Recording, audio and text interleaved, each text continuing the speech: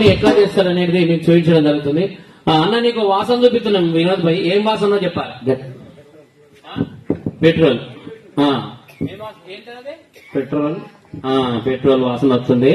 మరి ఎట్లా జరుగుతున్నది, ఎట్లా మాయం చేస్తారు? ఈ కామన్ భూతాలు వస్తున్నాయి, చూసి అక్కడికి అని చెప్పేసి ఎట్లా మాయం చేస్తున్నారు, మిమ్మల్ని ఎట్లా మోసం చేస్తున్నారో దీని ద్వారా తెలుసుకున్నాను.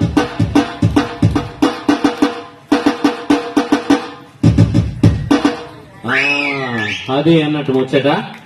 వినోద్ భాయ్, నీ నెత్తి మీద పట్టేసినాము, ఒక చిన్నగా క్యాండిల్ లెక్క మండుతుంది. నీ నెత్తి కింద సల్లగా ఉంది, అగారం ఉందే?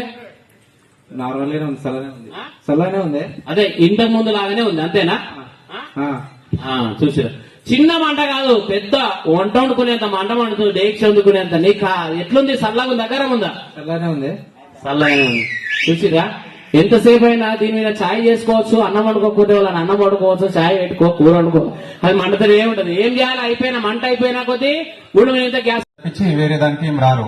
కానీ ఇక్కడికి కూడా మీతో ప్రజలతో మమేకం అవడం కోసం ఇలాంటి ప్రోగ్రామ్స్ మొత్తం తెలంగాణ స్టేట్ లోనే మన దగ్గర కూడా ఇంకా కొంచెం ప్రాముఖ్యతగా కల్పించుకొని ప్రజలకు పోలీసు చేరువవ్వాలనే ఉద్దేశంతో ఇలాంటి ప్రోగ్రామ్స్ కండక్ట్ చేయడం జరుగుతుంది. కనబడుతున్నది ఎస్పీ బాలసుబ్రహ్మణ్యం కనబడుతున్నాడు, యేసుదాస్ కనబడుతున్నాడు, అందరూ కనబడుతున్నారు ఇక్కడ కళాకారులు. సో అంత అద్భుతమైనటువంటి, మనం సినిమాలో చూస్తే కూడా ఇంత రియల్ లైఫ్ లో చూడగలిగేటువంటి విషయాలను మనకు కళ్ళకు కనబడేటువంటి విధంగా జీవితంలో మనం నిత్యం చూసినటువంటి రూపంలో ఉన్నటువంటి దాష్టికాన్ని, మరి అక్కడ చూపించేటువంటి ఇబ్బందులను మనందరికీ నిజంగా అర్థం చేయించినందుకు వారికి నిజంగా ధన్యవాదాలు. మరి అడగగానే